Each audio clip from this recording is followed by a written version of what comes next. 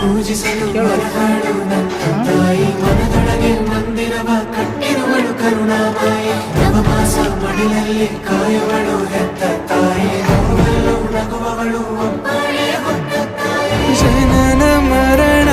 ಜಗದ ಸಂತೆ ಅದಕ್ಕೂ ಮೀರಿನಿ ಬೆಳೆದು ನಿಂತೆ ಕರುಣೆ ಸಹನೆಯ ಮೂರ್ತಿಯಂತೆ ದೇವರಿಗೂ ನೀ ಸ್ಫೂರ್ತಿಯಂತೆ ಅದೃಷ್ಟವು ನನ್ನ ಪಾಲಿಗೆ ನಿನ್ನ ಕಂದನು